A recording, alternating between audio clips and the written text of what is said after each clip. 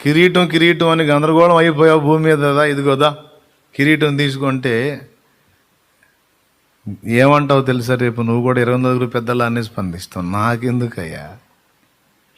హల్లెలూయా. రాజుల రాజా ప్రభువుల ప్రభువా, నీకు సాటి ఎవరు లేరయా.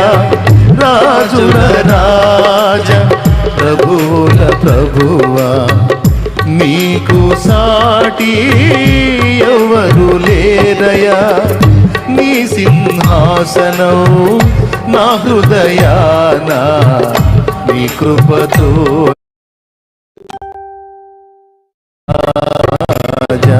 నీ సింహాసనం నా హృదయాన నీ కృపతోనే స్థాపించు రాజా.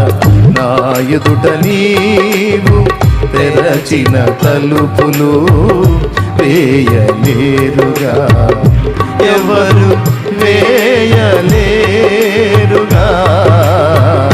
నీవు తెరచిన తలుపులు.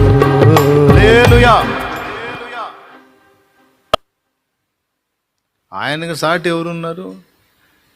ఏమయ్యా, నీ ముందు నేను కిరీటం పెట్టుకొని కూర్చునేదా?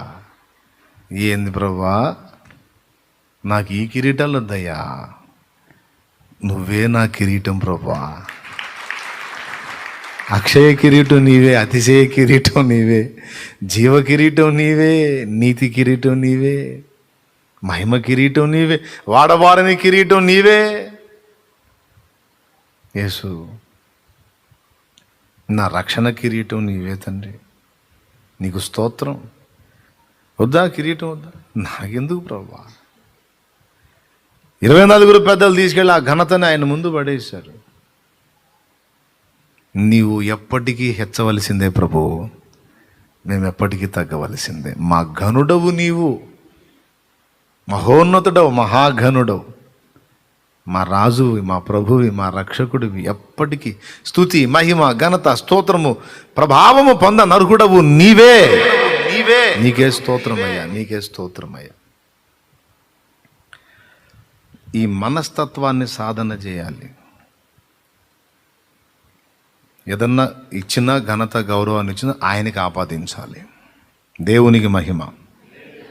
ఫస్ట్ చెప్పండి, ఘనతని ఎక్కడ పెట్టాలి? బలిపీఠం మీద అర్పించాలి, ప్రభువుకే అప్పగించాలి. ప్రభు మన నిమిత్తం